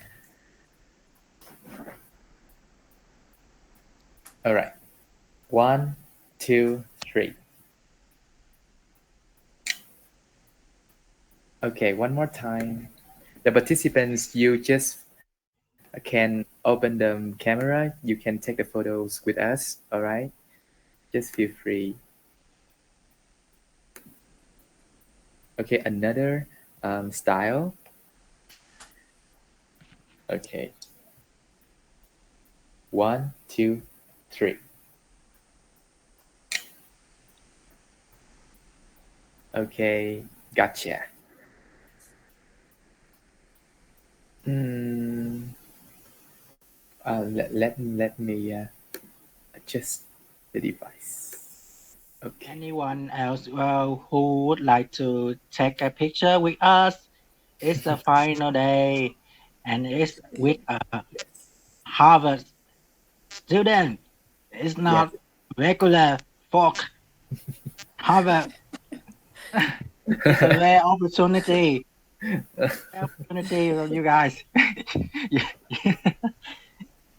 Take your chances. Take your chances. Okay, so I think it's also time for a goodbye. We're incredibly grateful for your willingness to share your journey with us. Thanks a lot for being such an inspiring speaker, and for your contribution to our sharing session today as a Harvard student. Thank Um, you so much. I'm really happy I got to share with everyone. Okay, I also think that your sharing, your dedication to sharing your experiences with us is truly admirable. And I think we are so fortunate to listen to all of you two guys here today, from Đức Hui's experience in Australia and Lily's experience in Harvard University in Australia, in the United States. Okay. Yes, I think you two all brings about you two have brought about a lot of lessons for us as a participant and as a listener. Okay, so Thank you I so hope much. yes, I hope we can have another meeting in the near future, and then you after another year of experience in Harvard, for example, you can have a lot of more stories to tell to us. Okay. Yes. Okay, we still here in a role of EchoLingo project. We are in Vietnam and we are very enthusiastic about helping the students, Vietnamese students, to be better in English. So your stories, I think, will be very helpful. Mhm. Okay, so now bye for now. Thanks a lot. Thank you. Thank Bye. you guys. Bye.